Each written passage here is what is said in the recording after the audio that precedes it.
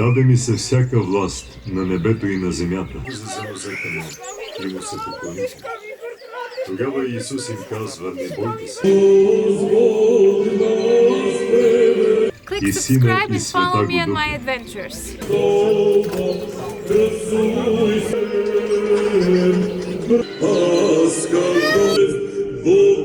Власт на небето и на земята. Айде ме се отвали камъка от върха. Христос воскресе из мертвих. До свършиха. It was a lot of cleaning, a lot of ordering, and on top of it, I get a call. Hey, can you come and bake some bread for the Orthodox Church for Easter? And I cannot say no to this. Hi everyone and welcome to my channel. This is Anna, a stay-at-home mom of two, a baby and a toddler, and today I want to share with you my experience baking and selling bread. I am actually a photographer. This is my profession. And from 2 years I've become a mother, and photography is now somewhat my hobby because motherhood is a full-time profession, as you all know. Together with photography, my new other hobby is sourdough bread. I really do love sourdough bread. From the first moment that I saw it, I immediately became obsessed with it, and it took me an entire year to perfect it. I was invited for this Easter to bake some bread and present it in a small gathering for the Orthodox Church. And of course I said, yes, finally I get to make a whole bunch of bread. My original idea wasn't to go and sell bread for profit, but it was more so to see if people would actually like and buy my bread. And they do.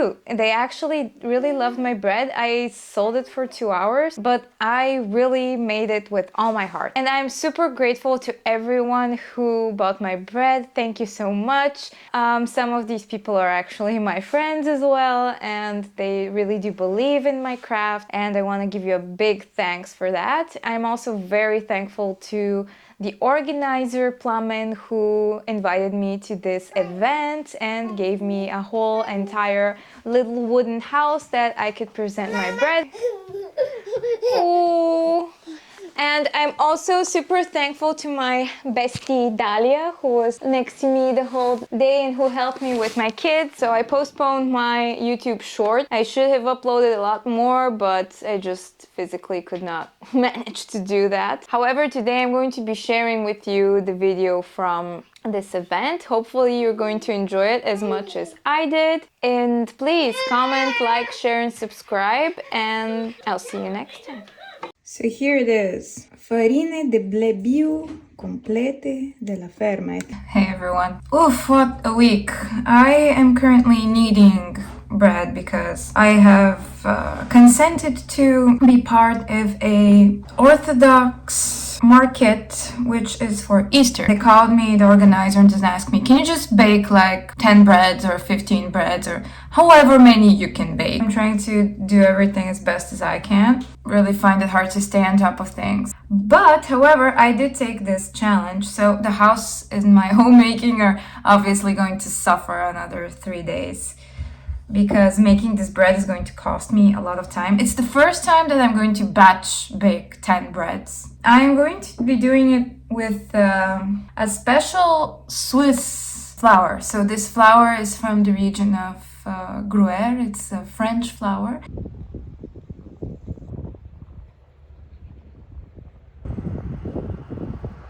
So this flour is really amazing, and I'm going to be making now 100% whole grain flour. So yeah, I've just put my sourdough starter here.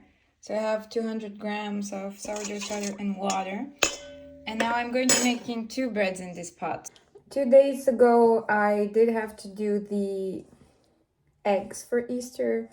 So I made a batch of 30, and this I did in the evening. Now 2 hours later, I am putting the salt to add 50 mils of water.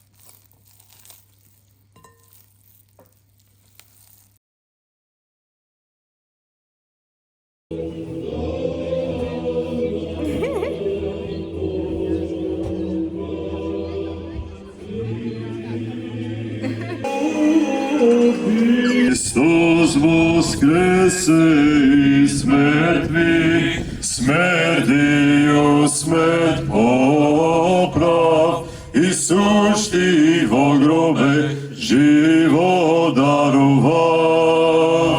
Христос воскресе из мертвых, смертью смерть поправ, и сущий во гробе живо дарува. Христос воскресе! Отроки отпеше, страждет яко смертен, благословен Отцев, Бог и прежезна. Боже, благослови Христа, Христа, Значи да се разпъваме и да скоро да убедете, че Той възкръсна от мъртвите. Господня, на Тебе восия. Христос, яко содавца, обрекоша ангела на Идете научете всички народи. Поправите ли, ние ще отложим гнева му. И вас ще избави. 11-те ученици отидоха в Галилея на планинус. И като го видяха, поклониха му се. А някой... И те идете научете всички народ, съм ви заповядал. Господен слезе от небето, пристъпи, отвали камъка от вратата гробни и седеше върху него. Слава на нашия Господ! Непрестанно му въздаваме всяко благодарение, чест и поклонение, защото Той претърпя победата и смъртта беше победена завинаги. Слава Богу за всичко! Приближиха, хванаха се за нозете му и му се... Вижте мястото, дето е лежал Господ, че Той възкръсна от мъртвите. И като излязоха бързо из гроба, тая мълва се носи между юдеите. Между юдеите до днес. А 11-те... Защото ангел Господен слезе от... Когато те отиваха, ето... Надалеч, надалеч, в молитва сърдечна, живял е премъдър и опитен старец. И се той мълвял, и се е повтарял, слава Богу за скръп и за радост. И се той мълвял, и се е повтарял, слава Богу за скръп и за радост. Слава Богу за всичко, слава Богу за всичко, слава Богу за скръп и за радост. Ако си наранен и за правда изгонен, или наскърбен, презрян и похулен, знай, че ти си блажен и от Бога обичан. Той ти помага да бъде спасен. Слава Богу за всичко, знай, че Бог те обича и ти помага, душата спасява. Не всичко е тук и сега, а напротив, продължава във вечността. Както е писано, събирайте си съкровища не на земята, а на небето. Първо търсете Царството Божие и Неговата правда и всичко останало ще ви се придаде. Както виждате, това е първият такъв базар импровизиран. Това е пилотен проект, но за напред, за следващата година искам целият този площад. Това ми е мечтата да бъде с множество производители, с множество творци, които да представят своите продукти и творчества и това да стане традиция. За хляба мога да ви кажа, че освен че е с квас, за мен кваста е жив организъм и нещо много свещено.